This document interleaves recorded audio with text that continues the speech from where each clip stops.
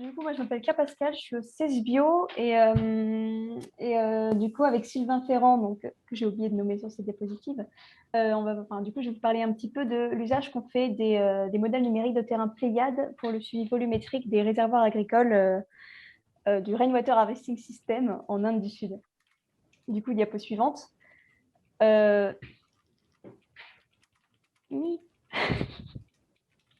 Non, il n'y a pas d'après. Non, Merci. il y a un lag, mais là, j'ai passé, je sais Il pas. y a un lag? C'est peut-être moi. Ben, Si, il y a un petit peu de moi, lag. je t'attends. Vas-y. D'accord.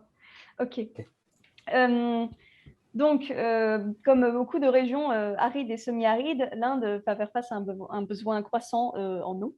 Et c'est le cas du Telangana, dans l'Inde du Sud, donc c'est cette région-là. Il y a la mousson qui arrive entre juillet et octobre, et le reste du temps, il faut trouver des moyens pour irriguer. Il y a le pompage de l'eau souterraine, il y a des très grands barrages donc, qui sont ici en rose sur la figure, et il y a le Rainwater Harvesting System, qui est un système traditionnel qui est composé de plein de petits réservoirs qui peuvent aller d'une taille assez petite, de moins de 1 hectare à plusieurs centaines d'hectares, et qui vont permettre de stocker l'eau de la mousson en surface. Ces systèmes-là, ils sont très souvent négligés dans les études hydrologiques à large échelle, puisque ça ne représente pas beaucoup d'eau. Cependant, c'est crucial pour les agriculteurs sur place. Et du coup, nous, avec ces modèles numériques de terrain Pléiade, à haute résolution, on se propose de quantifier et de faire un suivi temporel de ce Rainwater Harvesting System et d'évaluer son importance pour l'irrigation et son impact sur la recharge. Du coup, comme vous a expliqué un petit peu Simon, on prend des images Pléiades et on en fait des modèles numériques de terrain. On avait 3 images d'archives et une image dont on a demandé l'acquisition en 2019. C'est l'image que vous voyez ici. Ah ben non, vous voyez pas ma souris en fait. Donc c'est l'image que vous voyez à droite. Du coup, pour chaque temple, on a pu les identifier grâce à des images Sentinel-2 et un algorithme de détection de l'eau. Qui nous permet d'identifier chaque tank du Rainwater Harvesting System. Diapo suivante. Pourquoi la haute résolution, c'est important pour nous? Je vous ai mis très haute résolution, mais du coup, c'est plutôt haute résolution.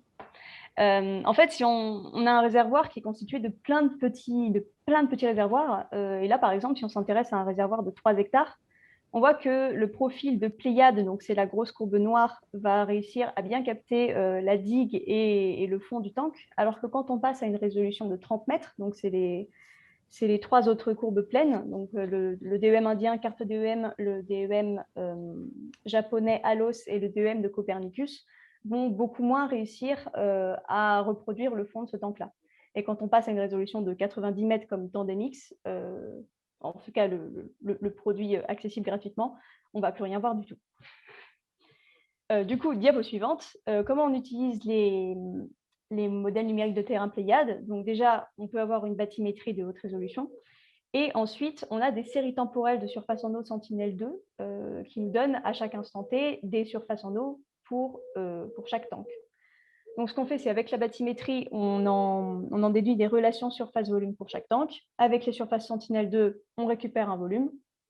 Et du coup, on a un volume à un instant T pour chaque tank. On peut agréger ça à l'échelle des emprises Pléiades et ça nous donne un moyen de faire des suivis des variations saisonnières du Rainwater Harvesting System en Inde. Du coup, diapo suivante. Le premier graphe que vous voyez, c'est les séries temporelles du Rainwater Harvesting System, donc ce système de plein de petits réservoirs pour les 4 images Pléiades, une couleur par image. Et en fait, c'est vraiment un peu la première fois qu'on peut faire ça à cette échelle-là, de quantifier de manière très précise ce système d'irrigation qui est très souvent négligé dans les études hydrologiques.